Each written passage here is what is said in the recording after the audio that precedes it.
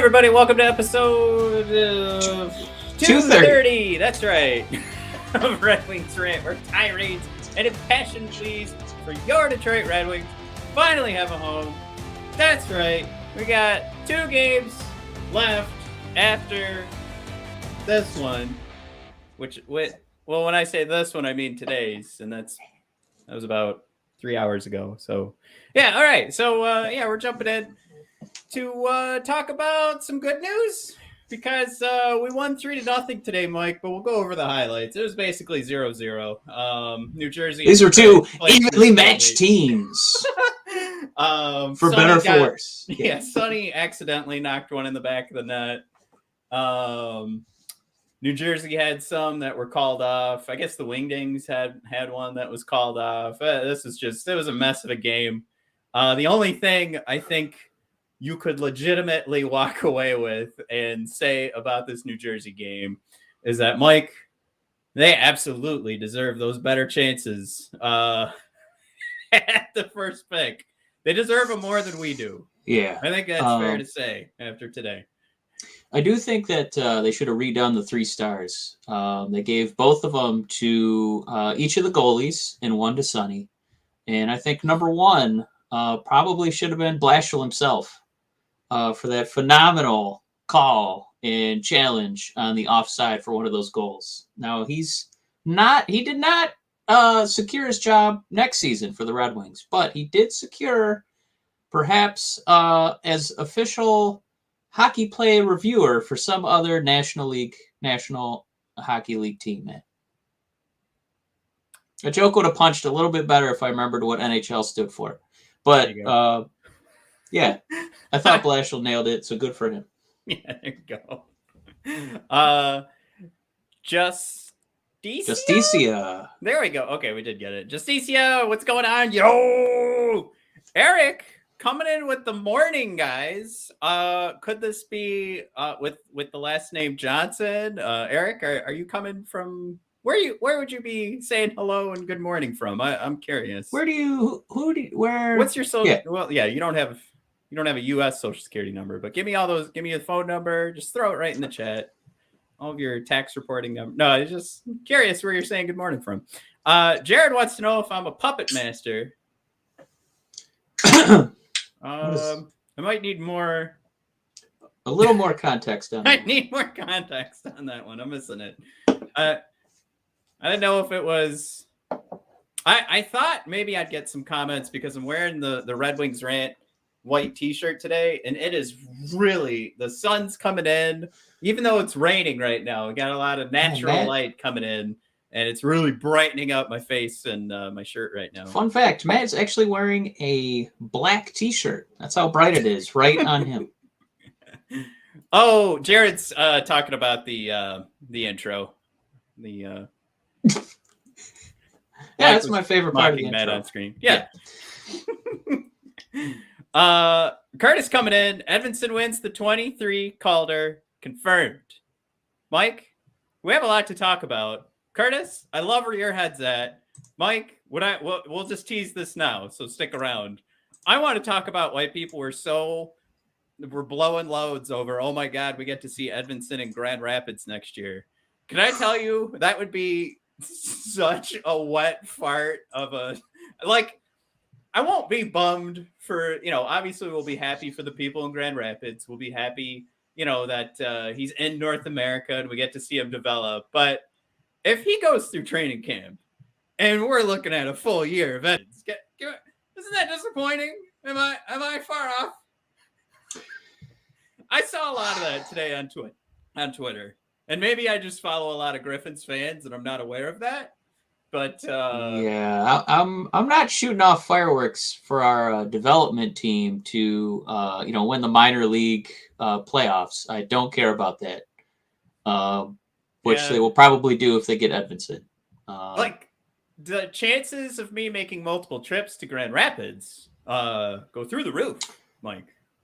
My plan is to try to make a trip out to Traverse City and try and catch him and hope that he has the same kind of display that, Cider and Lucas did. And then they just skip all that, Grand Rapids nonsense and just send him to Detroit. Yeah. So I'm hoping to see that in person this coming off season. We got two responses from Eric. One, just to let us know he's spaced out in Wisconsin in a cloud of smoke, so that's where the good morning came from.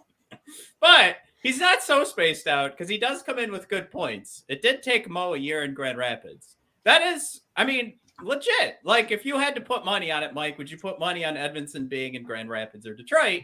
I feel like you would put the money. Well, it'd probably be a bad bet because the likelihood of him being in Grand Rapids, you make less money.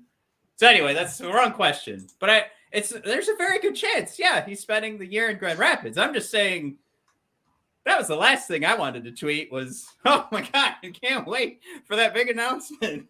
That's all. I wasn't sharing in the excitement. I know. I'm terrified with what our offseason is going to look like. And hypothetically, the biggest move would have been bringing in another rookie. But I mean, that's for later shows that we have coming in the summer. Yeah.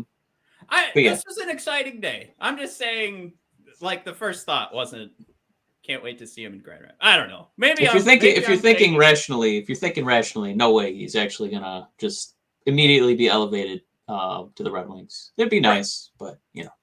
But that's where coming into back to Curtis's comment. Like that's the excitement level I want. Curtis is like, come on, 23 Calder, we got this. 2 years in a row, we're gonna go Cider, Edvinsson, back to back. We're good to go. But yeah, I mean, I know I've got to pull back significantly here. Right. I think we're just like I'm in that headspace, right? Like we've seen a hell of a year from Cider. We got one heck of a surprise from Lucas. Of course, we could, we'll talk about this at the end of the year about Lucas and getting this opportunity to play. And clearly, this is a successful rookie season for him. But remember, at the beginning of the season, we were talking about he got that chance because Verano was down. When you look at the Red Wings and how many left side defensemen either blow or should be out the door, that's where you just start connecting the dots and you're like, all right, Lucas gets this shot this past season because Verano goes down. We need to fill out this offense somehow. So the last thing we want to do is say Verano's out for most of the season. Lucas, you're also going to Grand Rapids. There's a space for him. And He did fantastically. But a lot of that, I think, plays into why he got that opportunity at the beginning of the season. So, Mike, you just said our biggest acquisition this offseason might just be bringing in some rookies. So that's where my head's at. That's where I want to be excited. We felt it already this year. I got to go turn on a light because even the white is distracting me. It's very powerful, man. My God. I turned on another light. That actually did help a little bit. Okay. Yeah, your face looks a little bit better. One more. You chat with the buddies. Here, say hi to Brad.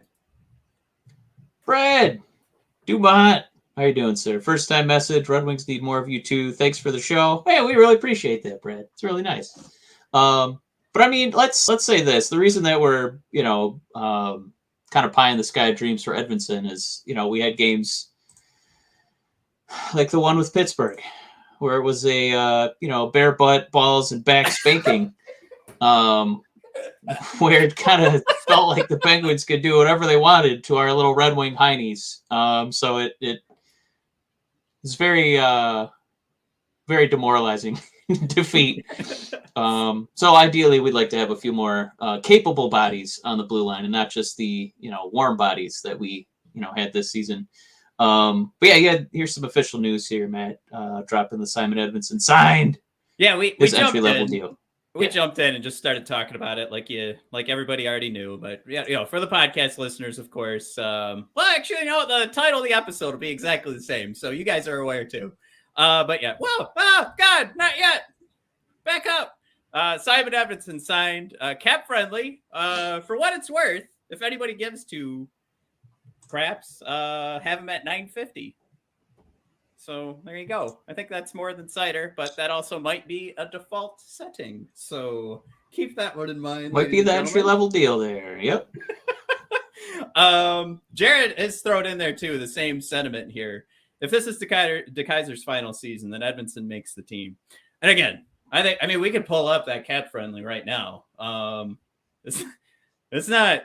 it does not look great on that that left-hand side. It looks fun, and we'll look at it in a minute for the prospect side of things for our left side of the defenseman. I do have that slide for today, but what I didn't have pulled up, and I can pull this up in a second here, is exactly what it looks like. So, I mean, just for anybody who hasn't really given it a thought in a little bit, because I can totally understand. Why would you want to continually think about the left side of this defense? So let's pull it up. Just to remind everybody. DeKeyser and Stahl, probably gone. Stahl probably returning, though. I'm going to throw that out there. Okay. Probably maybe half let's of that game. It's fun because luckily 2 is a really easy number to work with. I'm going to say he makes half of that 2 and gets a 1 year, $1 million. Then you've got an Osterley. Yeah. And then you've got a Hulevi. I don't know, fine game today. And a Jake Wallman, who I would like to see return, but I don't know if that's your difference maker. But basically, you're looking at a bunch of guys that aren't probably looking at next season with a solid role on their team or just, on a cup contending team. They're not looking at, oh, for sure, you're filling out, somewhere on the left side of our D. I think that's fine to say. I think we've been pretty happy with Jake Wallman coming over. I think that is something to be happy and excited about. But I think it's also pretty fair to say that Jake on other teams doesn't necessarily have a for sure role next season. You see his contract expiring. Like if you're a fan of some other team and he was on your team, you wouldn't necessarily look at that and say he's absolutely getting a contract. So just throwing that out there. I want to be as fair as possible. And I think that's fair for Jake. And I think we could be happy with what he's done so far. But I also think we can, if we're going to play the game, like maybe Edvinsson doesn't make the team. I think it's also super fair to play the game that Jake Wallman probably doesn't have a for sure spot on this team next year. I think that one's okay. So basically what you're saying is you have like shoulder shrugs, right? You have, and you said Mark Stahl making it. I immediately out of my mouth was, all right, he won't be here next year. And if you're looking to upgrade the team and take that next step, you can upgrade to Mark Stahl, I feel like, pretty easily. Like you can't just get another, $2 million level of Mark Stahl and, just kind of make sure you have a veteran that's helping your core group grow. But I think if you're looking to start winning, that's a spot you can upgrade. And look, I'm not saying anything new. Let's just get this out of the way, right? I mean, we're talking about a ton of space on the left side of the D. None of it's for sure for any of these guys. I think you have some options that if you wanted to make the argument right now that Wallman's going to make it, you want to make the argument that Stahl's going to make it. I mean, we only got to fill one more slot, then we're guaranteed still leaves one a better record next season. Hooray! No, I just the likelihood of 2 of those 3 guys coming back pretty high. DeKeyser's probably gonna hang it up. He's probably done, and not a bad way to go out, making $5 million in your last season. But yeah, Wallman in all likelihood is going to come back on some, low risk, low reward deal. And Stahl, I mean, he got the A this season. He's doing something right in the locker room. It may not be the sexiest plays that you see on the ice, but he's probably done enough to secure a job. But yeah, I mean, it would be nice if Stahl was a depth guy and not somebody that we had to see, this many minutes of. Right. Count on every night. Now, we do have a couple of thoughts here. The Casanelli, Edvinsson brings Willie and Elmer too. I think we're probably still, I'm going to put this out there. Soderblom will sign an entry-level contract. I think he absolutely is in Grand Rapids next year.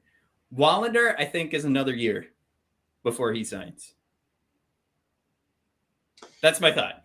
But the Casanelli does throw in there a please. I think Willie would be a lot of fun. And I do like that you threw in Willie.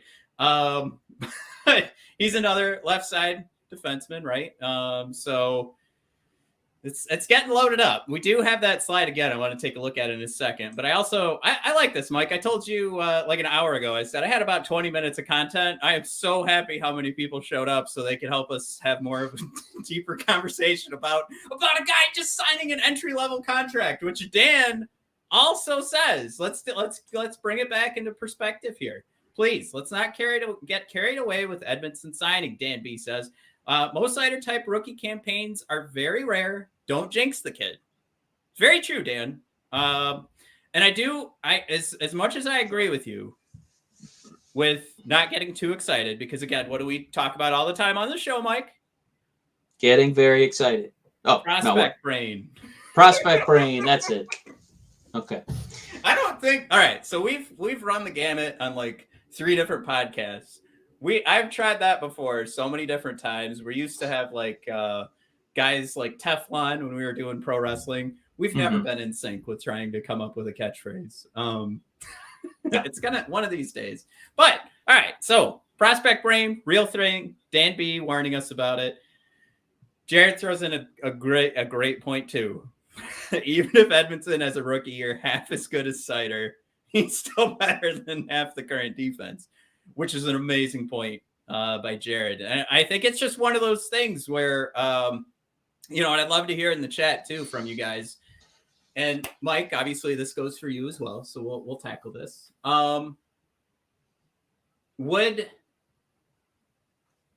Is there enough excitement from Edvinsson being in the lineup next year?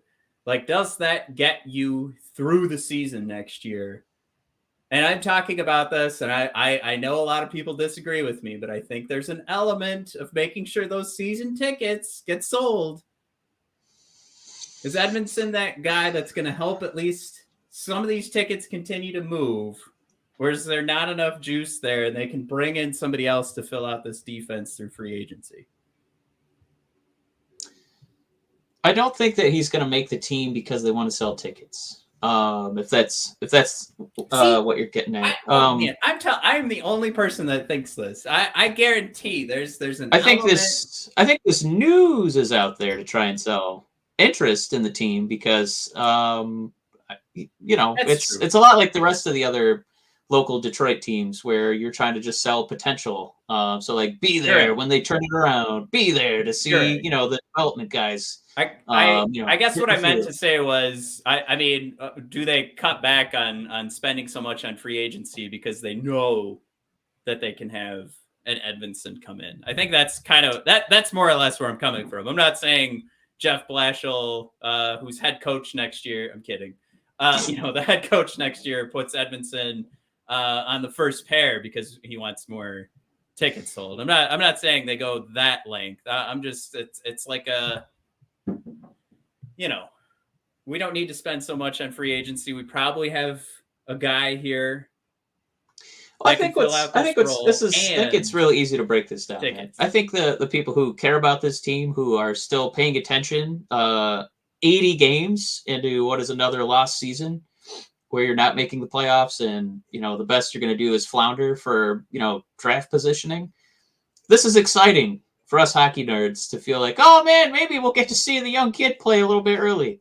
The rational mind says, why the hell would that happen? Can he land in the country before he's our number 2 defenseman? You know what I mean? Let's let him touch the ground and kind of, get a hot and ready pizza in his tummy before we, hey, look what we did to Cider. We're going to do the same to you, but not let you develop for a season. So come on down. Like, what? I mean, we're not even letting him get acclimated. So I mean, this is news for nerds like us because we need something to latch on to because it's been a pretty dreadful year. And I can understand, getting overly excited because it feels like we haven't had a lot to get excited about besides like, I don't know, Frolunda goals,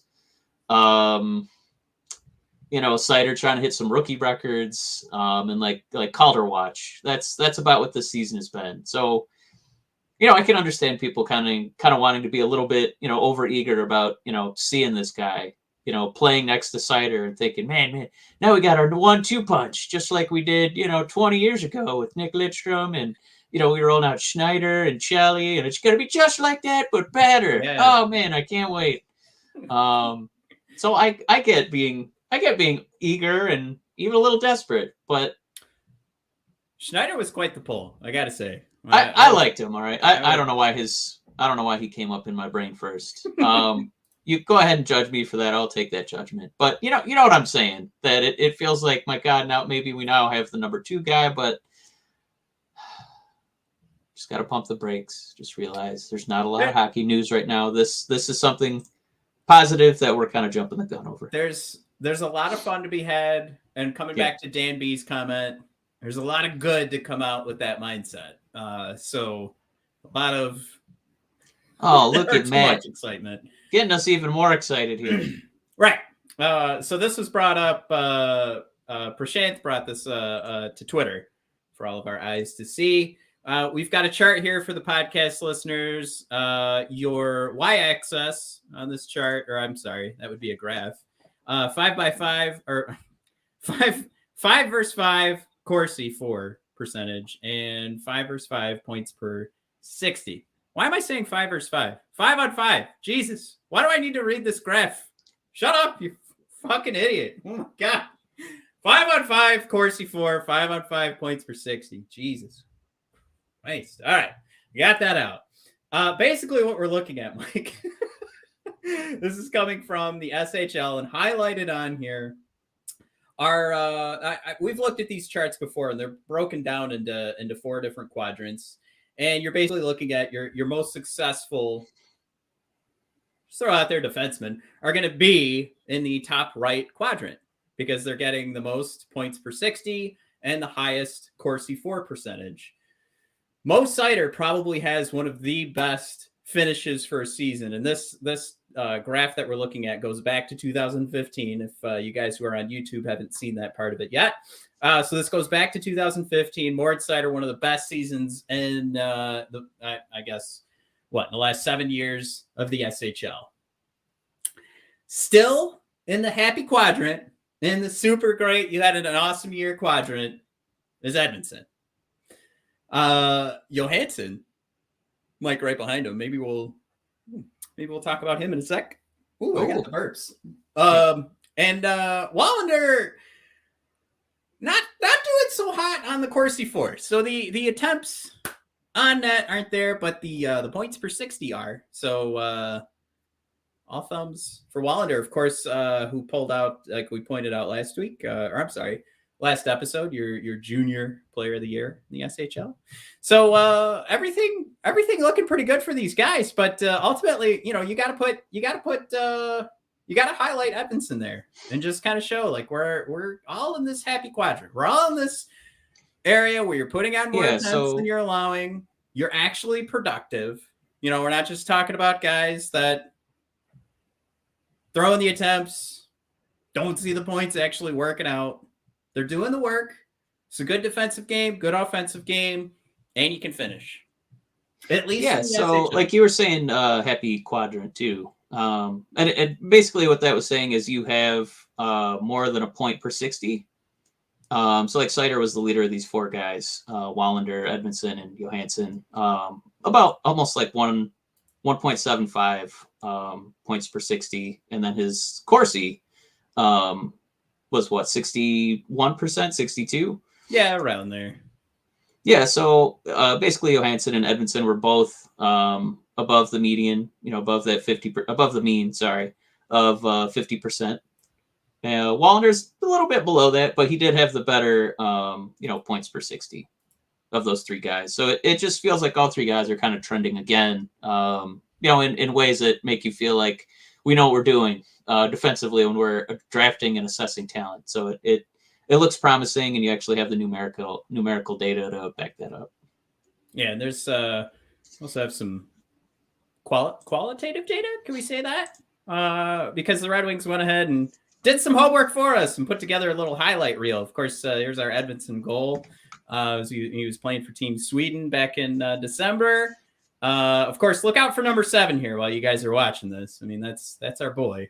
Because he's either setting up the defensive plays, passing. But yeah, this is hopefully, Mike, hopefully some content we don't get flagged for, because this is just all over the place. And the Red Wings, right? They stole too, right?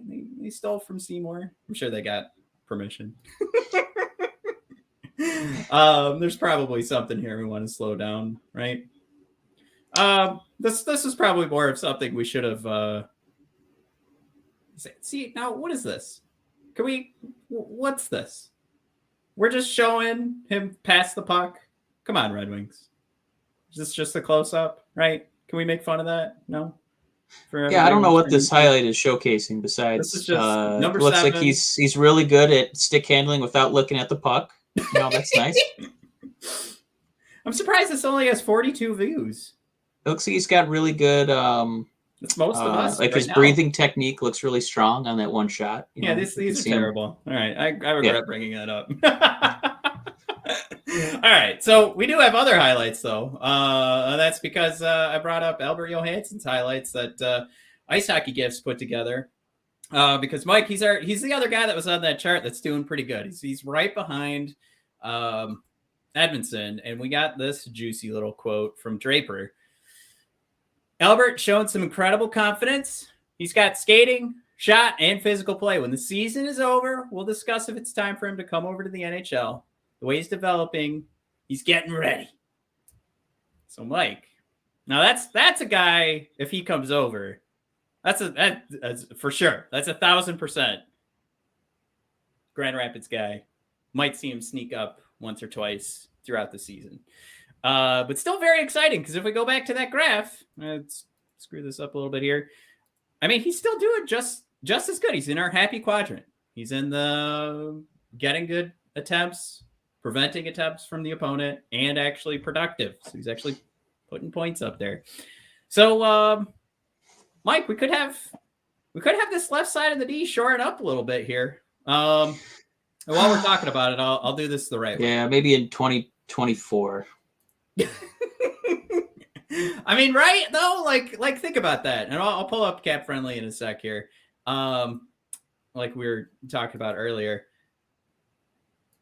we'll skip the Johansson highlights. You guys know he's doing fine. looking at this Cap Friendly screenshot, yes. we've got our technology budget is through the roof. Left side D, Mike. We know that's our weaker side. Not to say that the right side is good to go. We just have one Cider. But we have Edvinsson on this chart now. You've got Edvinsson. Wallander is not on here yet. But you've got Edvinsson. We're still holding out for McIsaac, right? You've got Johansson. I mean, we could throw Seth Barton in there. You've got Sabrango that we've fallen in love with because he always gets high marks from whoever his coach is just gushing about the guy. And of course, he considers himself that hybrid player of old school and new school. Will throw the puck at the net and will also bash your head in. And Emil Vero, who has become everybody's favorite toss-in on trade deadline day. Probably will happen on draft day too. Everybody's they're in love with Emil Vero. They love throwing in Vero on any of their trade proposals because we know that he's doing well. But Mike, here we go. Let's go. What was that count? 1, 2. I'm sorry. Barton's right side. That's why I didn't have him on my list. 1, 2, 3, 4, 5 left side defensemen. Mike, do we have maybe 2, at least 1 for sure? Career Red Wing out of these 5. And I don't need an answer from you because we don't know. Somebody could get injured. But I think at least we could play this game where it's like, all right, these are semi-high draft picks. We've got a lot of them. They're in play. They're soon to be developed by us. If we can take that Chris Draper comment and kind of say, all right, maybe he's just trying to pull back a little bit on his own excitement. So 5 left side defensemen. We know it's our weakest side. You said 2024, but honestly, I mean, this is the game we got to play, right? We can cross our fingers. You want to put Edvinsson in there? Fine. Out of the 4 other guys, do we have at least one more left side defenseman? Yeah, eventually. The more we talk about this, the more I'm kind of realizing that most of this summer for the Red Wings is going to be throwing a bag at an older defenseman. Well, Eric throws in there. It all depends on what Yzerman does, and he ain't talking. Now, Edward Roby throws in there. Don't sleep on Johansson making the Wings roster next year. Had a solid year in the SHL and is taking a step to the playoffs. Draper also said, "Oh, okay." So Edward was Edward was right behind us. All right, so Ed was reading our mind. He knew what our slides were that were coming up. So yeah, that's kind of the same game that we're playing here. I think for sure, in my mind, especially with Draper's comments, we don't even know if he's coming over to North America next year based on Draper's comments. But I think we can at least say he's definitely Grand Rapids bound, right? Yeah. I'm just getting all bummed out looking at the left side defensemen that are going to be available this offseason. Matt, talk yourself into 38-year-old Mike Giordano. Ooh. Well, he's having a hell of a time right now in Toronto, but I mean, I know what you're doing. I mean, there's other options. We're playing the game of like.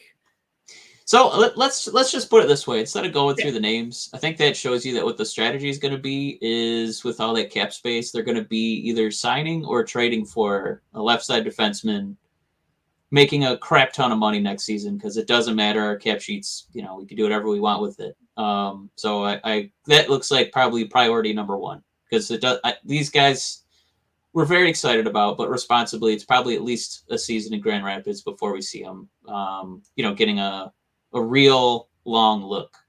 So I think that kind of paints the picture of what the offseason is going to be. You're including Edvinsson in there? Seeing him in 2024. Oh, my God. All right. Wait. 20. Are you saying 2024, 25? Or oh, so one, like at least a season in Grand Rapids and then coming over. Okay. Whew, yeah. You scared me there for a second. I was going to say, I think that's a bust. At that point, we've 2023, 2024. We're still like, I don't know, maybe. Now, Joel throws in there, are we expecting Cider to be as good as Makar and be on the Norris conversation every year, or is it too soon to tell? I think if you said for sure, you are insane, right? If somebody out there was like, for sure, this guy's Norris conversation every year, I think you have to see, right? You have to see what the sophomore year starts out as. And I think everything we've seen, if you said absolutely he won't be in that conversation based on what we've seen so far, you're also insane. So, Mike, we get to live in this lovely little gray area. So I'm gonna give you the worst answer ever. I think anybody who has a for sure answer on that is pretty crazy, but I think we have seen enough to where if that isn't happening next season, I think there'll be here's what'll happen. You'll be sad, you'll be disappointed, and nobody will blame you. How's that? Right? If and let me restate that so everybody knows what I'm saying. If Cider isn't in that Makar level, I think we're all going to be like, oh, well, shoot. I thought that's what was going to happen. Like, you know what I'm saying? Like, I think it's fair at that point if you're like, dang it, I kind of thought that's the direction we were headed. But I also think you'd be crazy to say for sure that's going to happen right now. I just think it's okay to be like to have your mind in that zone and kind of be like, okay, I think it's possible. If Makar can do it, why can't Cider do it? Like, what have we seen to say that it's not possible? I would like to just throw in there that he's right now more than a point a game player. He's far and away like the best defenseman in the league. So I mean those are nice goals to have, but I don't know if Cider is necessarily the point per game guy. Not that he can't be, but I just feel like he's the guy I would trust to have more of a power game than like I need him to like this season. Makar's got 85 points in 74 games. He's bananas. That would be great if Cider did that. But he does a lot of smart plays. We've commented on him numerous times all season. But that's a different game. That's us saying, will he be exactly like Makar? Because you don't. So have I mean, to be Makar I can see him competing. I can see him competing for Norris's, but my God, I don't. I mean, Makar's doing unbelievable stuff right now. And he's on an amazing team. He is on an amazing team. Cider is on a not quite as amazing team. Slightly less amazing team.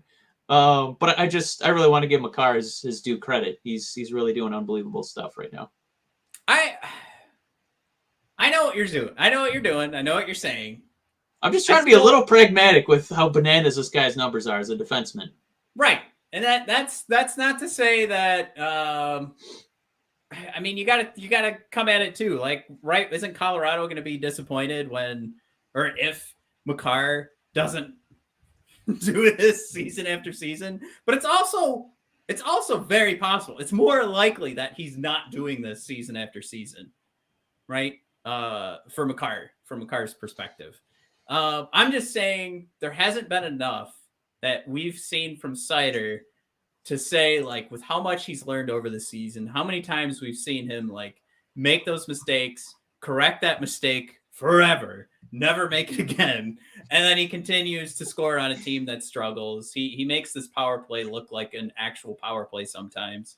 Like an actual legitimate playoff contending power play, despite it, there being zero finish. There was a heck of I know Cider wasn't out there, but there was a heck of a move today by the second power play where you're kind of like, how did that not go in? But that's where you play that game. There's plenty of room to upgrade this team. But anyway, I'm going to say I would dig my heels in on my answer, but I'm also being extremely conservative with my answer. I'm basically just saying we haven't seen enough to say that he can't do that, but we absolutely you'd be crazy right now to say, yeah, he's going to be putting up a point per game or just playing at such a high level defensively. Like, it's such a great shutdown defenseman. He absolutely will get Norris consideration next year. Just right. Yeah, I mean, I'm living in the gray. Yeah, the way he's playing, the way he cleans up mistakes, absolutely. I'm only going to bring this up because I think it crystallizes like how strong he is. Like, we all love Verana. My God, that the release on that wrist shot is just unbelievable. Like, if he's healthy next year, he will probably get like 40 goals. All right, so Dan. But just let me finish the thought. So I'm just saying with those things, with those things in mind. With those things in mind, like, we know that he's got a lot to work on defensively. So when you kind of break down the numbers, you're like, well, he's very good at that side of the ice, but there's definitely things he needs to work on defensively. Where Cider, my God, I don't really know what else he needs to work on at this point, besides becoming Makar. That's what he's got to work on, because he's already a very excellent defenseman at age 20. So just go from very, very, very, very great. Now your next thing is to be excellent all the time. That's about all he's got left to improve. Now Dan throws in there, I think with a solid partner not named DeKaiser, Mo has more offense to give. But oh boy, Makar is scary good. I like throwing in a little stink. Too, with comments. Like, the Red Wings were an absolute festering turd in the toilet bowl last season, and then we brought up two rookies, and you could see what a marked difference that was. So I think Dan has a great point there. If you just add two more very good players, what does Cider look like with a competent, capable partner on the blue line? Now Jared giving it to me here. Matt is very pragmatic. He's both sides of his mouth. Matt would be a fantastic politician. Basically what Jared threw out there, Matt giving answers like a politician. Absolutely. Look, I don't need any of this episode pulled and you guys sharing it on Twitter and saying, look at this bozo. I'm I'm trying to be Right. As Jared put it, I will be running for local office here in Livingston County. It's a county in need of change. All right. Joel does finish off the thought here. He is really excited for Cider. And I think that it's so okay. Like, it's so funny because Joel is playing the same game we're playing, right? Because you could sit here and say so much more. Because that's almost an understatement, right? Like, we're so excited for next year because we're all telling ourselves, all right, there has to be at least one or two legit upgrades. You get Verana for a full season.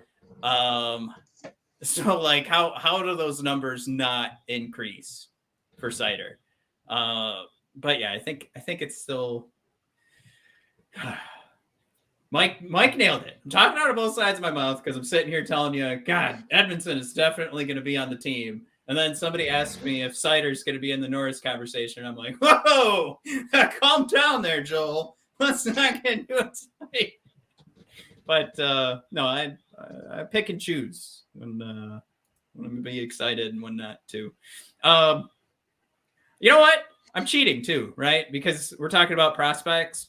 And then next year, if Edvinsson doesn't turn out to be Cider 2.0, I'll just be like, well, I mean, come on, he's a kid. Who really thought he was going to be Cider 2.0? And I just have to hope nobody comes back to this episode. All right. BVAD 53 thrown out there. Makar must be cheating to get those numbers. He absolutely is. Man, we got to start cheating. I want some of those numbers. Now, how about Joel thrown in there? Verana, the second coming of Sergei Fedorov. Now, Joel, that we did an episode. I don't agree. I do not agree with that because Fedorov was a very good defensive forward, and Verana's not there yet. Yeah, I mean, we're talking about a guy that got Selke votes every year of his career, right? Or I mean, at least up until he would Robitaille be a better comparison? Wow, man. I mean, Robitaille, right? Because Robitaille was not a stopper on defense. Your all-time goal scorers. Man, off the top of your noggin, that's a really good pick.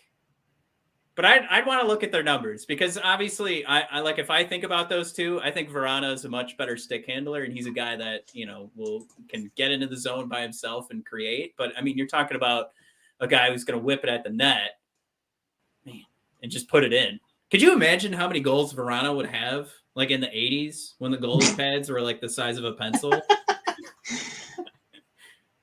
Yeah. All right, Jared, your boy showed up. Tristan's here.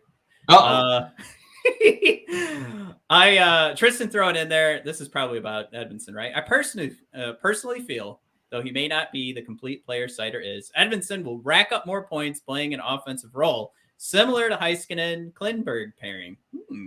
Just much larger. Well, yeah. That's one thing we keep forgetting to mention is this is going to be the Brothers of Destruction. Of course, we're the Brothers of Discussion, but the Brothers of Destruction, of course, Kane and the Undertaker from the WWE.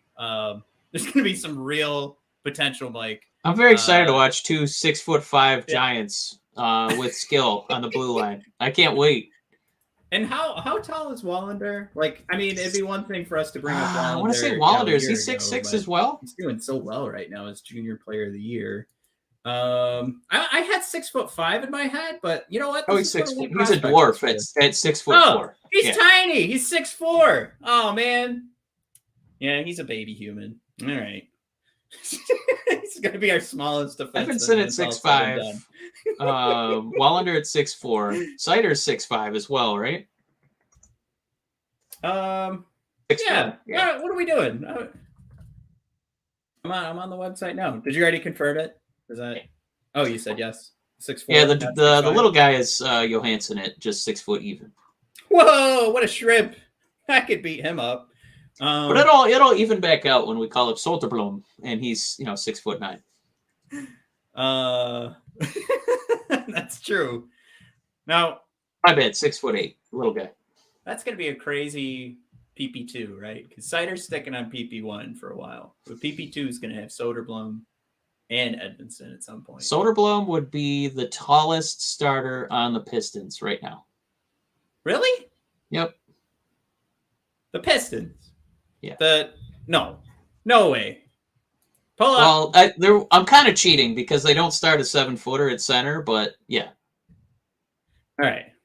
So officially, elite prospects 6'8". Should we go by centimeters? They have 202 centimeters. Should we pull that up for the Detroit Pistons? Yeah. See which piston is tallest by centimeters. Yeah. Tallest metric system piston. I just don't believe this. I have to pull this up.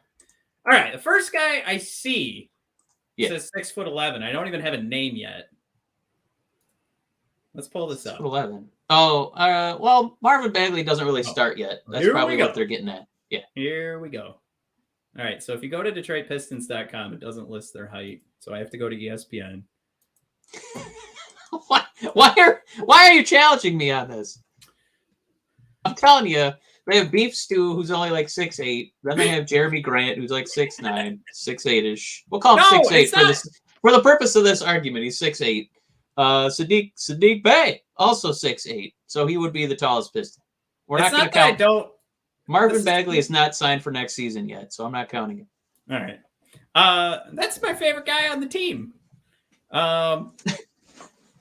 Yeah, this is incredible. I believed you. I just wanted to confirm it. But yeah, you have quite an encyclopedic memory of heights. That's what I do. Sit around and think about how tall people are.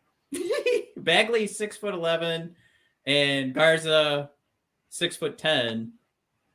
So our bench is taller. He would not be the tallest guy on the bench, but he would be our tallest starter at 6'8".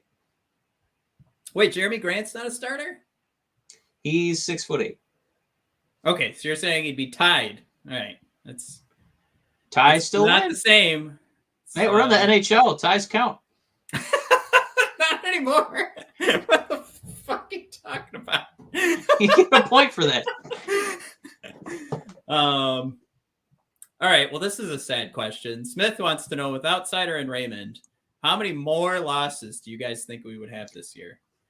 I think that we would be challenging Arizona and Montreal for that. Do you think it would be a challenge? I think we would have been the worst team in the league. That's a lot of points in production and in like special teams minutes that are being allocated to. God, what defenseman would even be playing in Cider spot? Just horrible. Callan's guess was 82 losses, maybe 92. I do like that guess. I missed a lot of comments. I'm sorry, guys. That question was a little bit ago. I guess it was only 6 minutes ago. But yeah, Tristan coming in. Fedorov was the ultimate all-around player. Tristan right there, dude. Yep. Curtis, remember when Fedorov was on D for a bit? Eric, top end 200-foot play. Okay, that was a while back, but we're on the same page. Where's the Robitaille comments? I want to see if people are on board with that. Did anybody like that Robitaille? Because I don't want to call him Brett Hull, because Brett was the slapshot guy. All right, Tristan wants to know how tall we are. I'm 5'10". If you stacked us on top of each other, we would be half of a Soderblom. Oh, Mike, are you 5'10"? Aren't we the same height? I am. If you laid me on my back, I'm about the length of a Soderblom skate. Okay. So you don't want to. So you're not 5'10". Is what I'm guessing, because you don't want to tell everybody that. I don't think so. I think I'm probably depending on the skates I'm wearing, I'm like 6'2". Wait, Jared, is this your guess for our height? 5'9" on skates, or is this your height, Jared? And that, because when I first saw this, I was like, I mean, you're right on. Let's put it this way: I would not be drafted by Yzerman. Yeah, that's true. Besides the lack of hockey ability, when he was looking at heights, he'd be like, no. We'd both be Montreal Canadiens, I think. We'd be playing with Cole Caulfield for sure. We'd be on a line. We'd be like the Sedin twins with Caulfield. That's the game to play. How tall are you based on which team would draft you? Our line name would be Hobbiton for the three hobbits. Yeah. Jared, so this is what the podcast listeners have to deal with. Ricky did want us to jump into some Soderblom talk. There was a little bit, Ricky, what you missed, because all we've pretty much touched on in this episode is that I think he's signing his entry-level contract soon, and I think he's coming over to Grand Rapids. I think there's too much progress this year to not bring him over to North America. And then, yeah, there he is. Pretty much the same thing. I'd love to see him play some good time at Grand Rapids. All right, Ricky, we're on the same page. I'm sorry. I should have read that one. So, yeah, I will say once again, your priority next season, guys, is to spend money to watch Grand Rapids Griffins hockey. Find a way to stream it. Find a way to go attend it in person, because it's going to be must-see TV. You're going to be watching all these 6'6" Goliaths, just like big old Ents, putting out fires at, Saruman in Lord of the Rings. That's what it's going to look like. Mike, another big guy who's already on the team, Callan threw in there. Nice to see Ras carrying the puck into the zone. He's looking much improved. Do we want to pull up? We'll take a look at that highlight. Why not? What else are we going to do? Mike, you do have your topic that you brought up that I want to get into next, but I want to give Callan. Yeah, I wanted to talk. Yeah, let's do this. Yeah, Callan, you get your due here. It's a good call out. Let's watch Raz carry the puck in. Because this is coming from Detroit Red Wings Twitter. Matt didn't really make any highlights this weekend because he was busy. But I mean, this is what we've been getting from Rasmussen. He's I would say the last month he's kind of just turned it on. Now there's two schools of thought here, Mike. Ras had it in him the whole time, and he's just being put into position with this team being so depleted by injury. He has more opportunity to do this kind of stuff, and maybe Jeff's kind of letting go a little bit and giving these guys the green light. Not today against New Jersey. Today was let's shut it down, let's get an extra win. I don't know why. Well, that's what they decided to do. But I mean, Ras is just taking command, right? And a part of this too. Let's back this up. I think everybody hates this part of the episode when I do this, and I go real slow on these replays. But this is a 2-on-1. Clearly, you're going to have space. But the defenseman playing this is not saying Rasmussen is the guy I need to shut down. He's kind of playing 50-50 here. So this is good awareness by Rasmussen to know that he's going to have a good shot on net. He has to execute, put it in the back of the net. So good on Ras to finish her off here. But this is also, let's be honest, like Ras is getting more opportunities. So these are coming in more. And he's taking advantage right now that they're going to let him skate in. And they're not going to press him.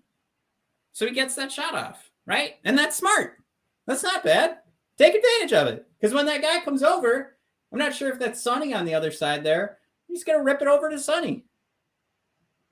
Yeah, what's interesting is since Verana's been back, it kind of feels like, I don't know.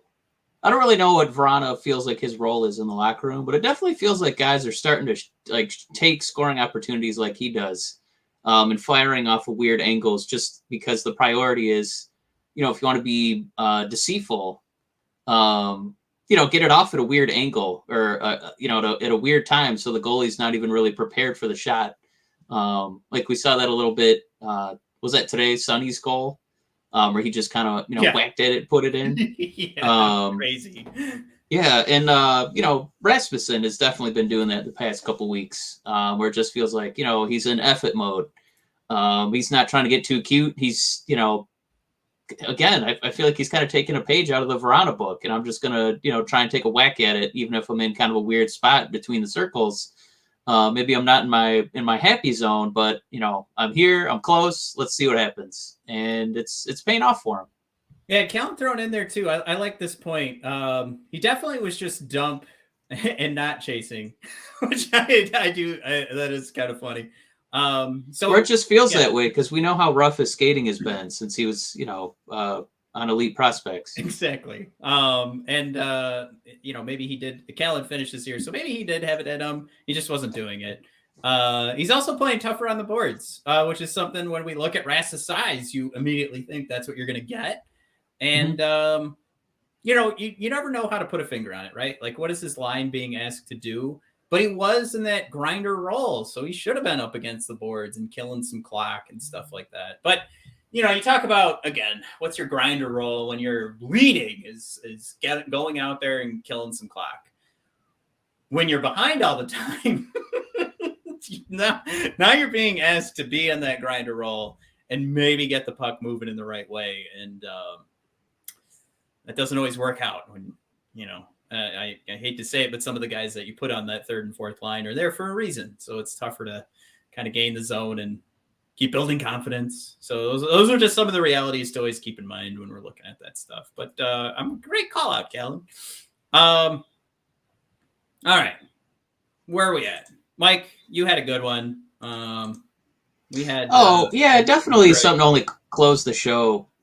Based on the interest of the viewers. But we had that moment of Miguel Cabrera getting hit number 3,000, and he's in that really, really elusive club. Only 7 human beings on that list. 3,000 hits, 500 home runs, and he's going to be an even more exclusive group with the number of doubles he has. I think over 400.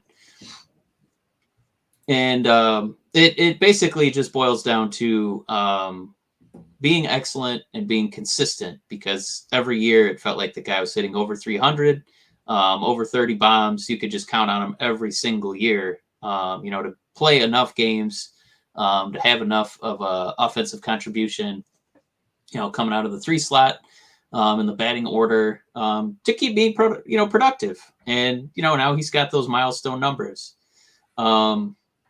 And there was a lot of word about, wow, I hope you were here for this milestone, because we're not going to see anything like this for a very long time. So, say what you will about the Tigers, but I wondered if there's anything Red Wingy we could kind of bring this, bring this home to our show. We don't have anybody who's close to any milestones right now. Our longest tenured guy is Larkin, and we all know that he hasn't quite put up the mega kind of McDavid, Draisaitl numbers yet. But is there anything kind of a current Red Wing, or maybe even a prospect maybe you're excited about that you think might have a potential to do something like Cabrera-ish, where it's not just a glimmer, not just a hot season, but maybe somebody who can have that season in, season out excellence that you can count on, and they eventually get to that point where they're, not just league leaders, but career leaders in statistic X. Yeah, and I'm trying to pull up his stats, because what we're asking is someone going to be breaking records with the Tigers, because clearly Cabrera didn't start his season with us. His career with us. But can someone kind of repeat this in a Detroit Red Wings jersey, this level of success to be arguably one of the greatest hitters in Major League Baseball history? I think there's an easy answer to this. Yeah, right now it feels like Cider or bust. This guy's going to have to start putting up some Makar numbers. Right.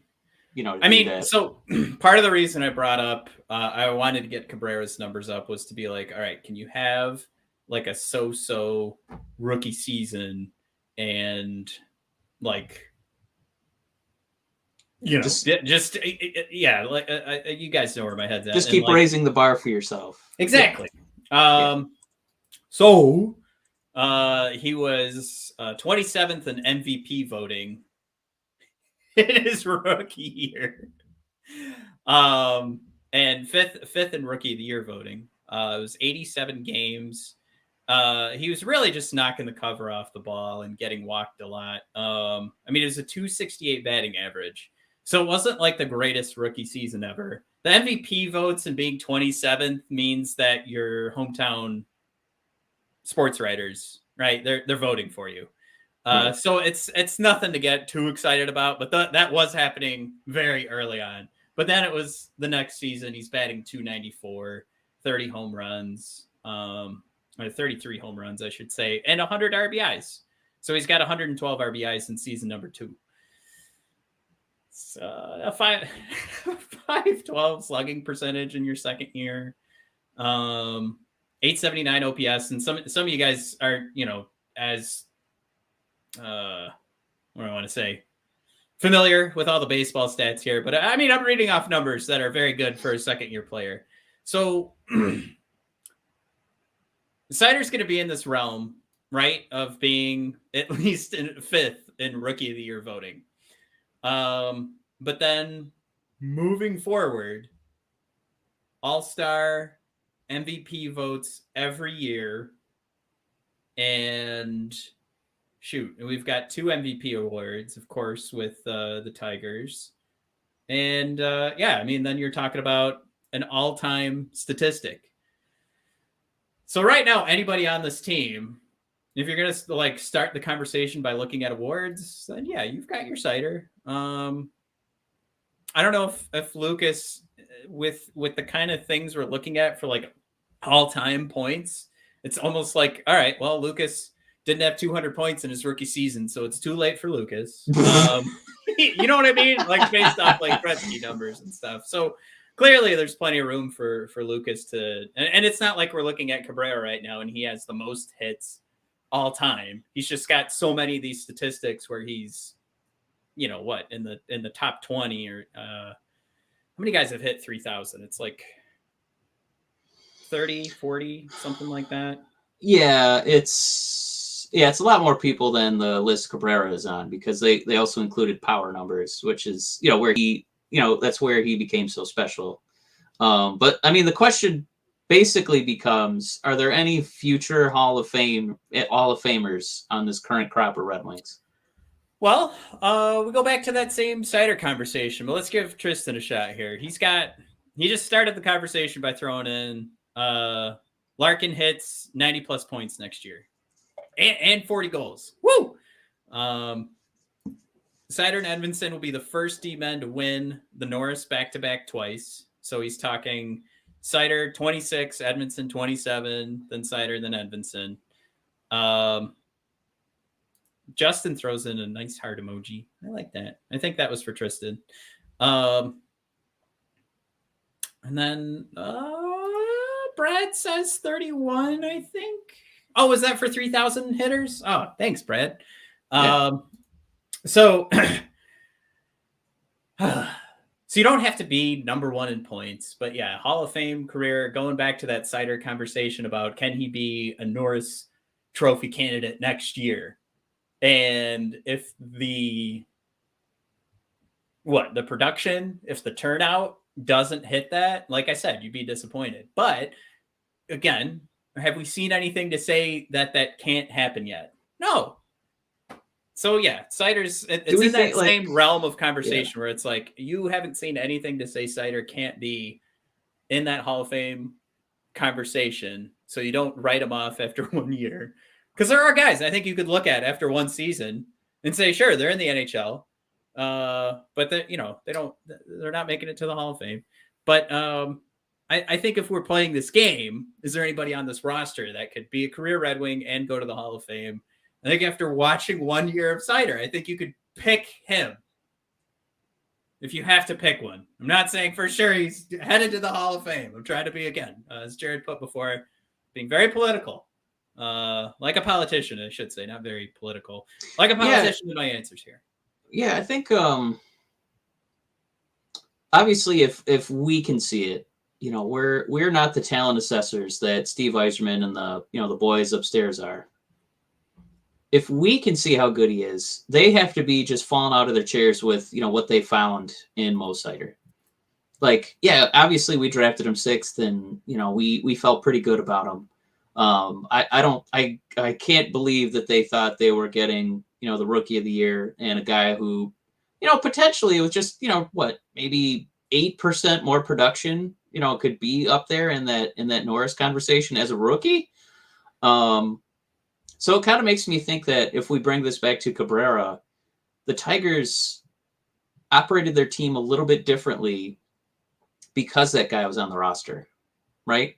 Yeah. Where it felt like every single season is technically a contending season because you at least know that you have a guy who can carry the offense. So if we have some, you know, pitching, you know, this could be a playoff team. So I wonder if that gets to the point where they're like, wow, like, you know, we have a captain we trust in Larkin. We have a pretty good goal scorer in Verana. pretty nice that we hit on that. And we might have a Hall of Fame defenseman in Cider. Are we going to let these years kind of go to waste? Or do we try to acquire people to play next to him? Because we've seen how good he can be, basically with a guy we're going to call it a coattails defenseman, where they're not really there productively, I would say offensively or defensively. So he's kind of been leading by himself. We know how rough the pairings have been. So it's like, do you want to not have capable talent next to this guy when you know how good he is by himself? It was one of our comments just a few comments ago. What could he look like with somebody who knows what they're doing? How good could he be? Like, how many more assists could he get if he's passing to somebody who knows what the F they're doing defensively and offensively? And Cider can, feel like he can take more risks, to try and go score. Because you can't right now. We've got another example that fits what you were just describing with Cider. But Tristan thrown in there. Vrana could be Hall of Fame if he stays in Detroit and wins a lot of cups with us. A lot of cups is key, but consistent 40-goal guy. Charlie coming in. Mike, kind of to your point, he needs a Backstrom. Then let history be written. Charlie, I love that comment so much. But yeah, I mean, can you find a center like Backstrom to throw in at Vrana? We've talked about that a lot. About making sure Vrana has somebody that he's not just forced to create offense on his own, but somebody can actually throw him the puck and he can whip it at the net. But yeah, that's another guy to this conversation. Like, if you talk about what you've seen, and you want to talk about, Mike, is Cabrera going to go down in history as one of the greatest first baseman fielders of all time? No. No, I wouldn't say that. Right. So we want to talk about Vrana putting in 40 goals. If that was to happen, and what we've seen so far based on his, goals per 60 statistics, that would lead you to believe it's very possible. So if we're going to play the same game with Cider, where it's like, well, have you seen enough to say no? Have we seen enough from Vrana? I mean, we brought him in and said, all right, he wasn't getting a ton of points with Washington, but his points per 60 were fantastic.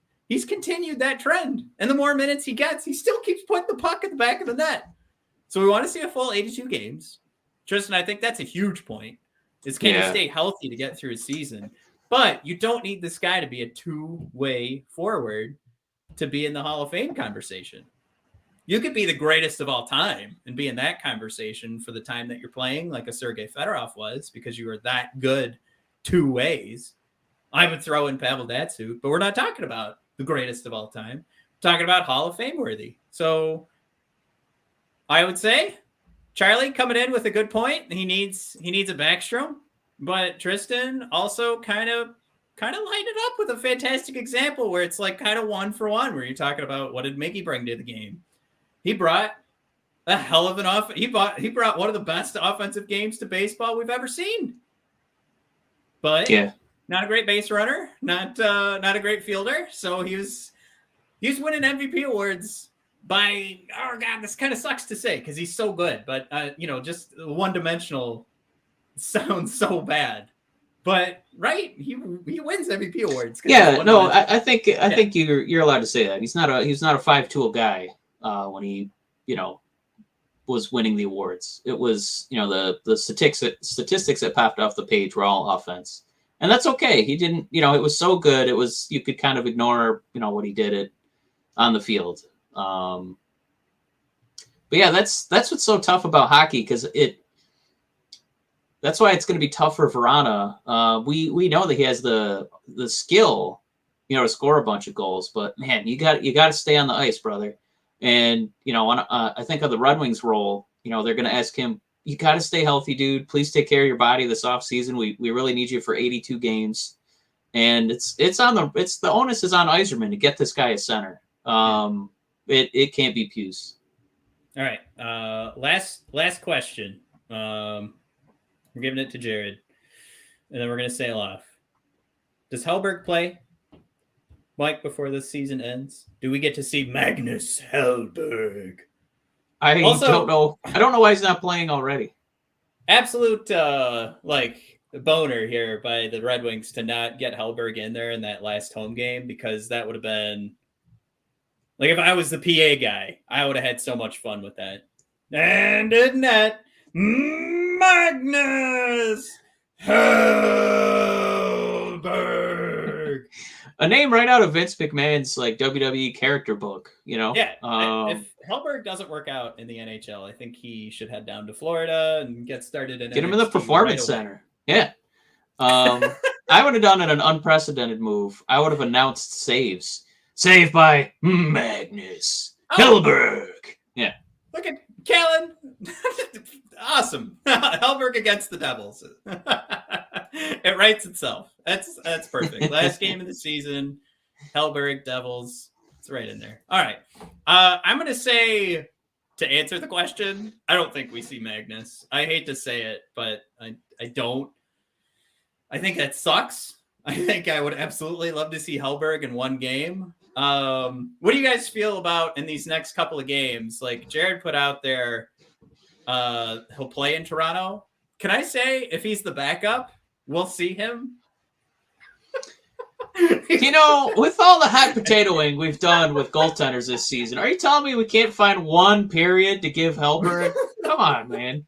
I'm saying that Toronto's going to light us up. So whichever, the two goaltenders that are active, I think Rice might be done for the season. So if Hellberg's active, he's getting in there. Might be getting one period, but he's getting in there. I don't understand. I mean, Grice is 100% not going to be on this team next season. Why aren't we doing auditions? I don't understand. He has to be practicing so terribly. They have to be the worst practices of all time. But yeah, that's my guess, is we don't see Hellberg. But again, if he's active in Toronto, I think you're going to see the backup goaltender. So he's either starting, he's coming in to relieve. All right. Everyone, thanks for tuning in. If you have a second, hit that like button for us. Does us a world of good. We'd love to get a review from you guys on Apple Podcasts. If you do the subscribe, rate, and review, everybody will find us. And same thing for Spotify. You can rank us. We'd really appreciate it. We got the notification. We haven't gotten enough votes yet to tell us what our ranking is. But if it means anything to you, we're like the highest ranked, star-wise Red Wings podcast. So, we're doing pretty good. All right. Mike, you ready to sail off? I am ready, brother. This is a good one. This might be our time to start these episodes, because we had a ton of people tune in. Of course, great news with Simon Edvinsson, but we had a lot of people showing up, and we appreciate it. Yeah. All right. Ready? Everybody, thanks again. We'll see you on Wednesday. Toodaloo. Woo!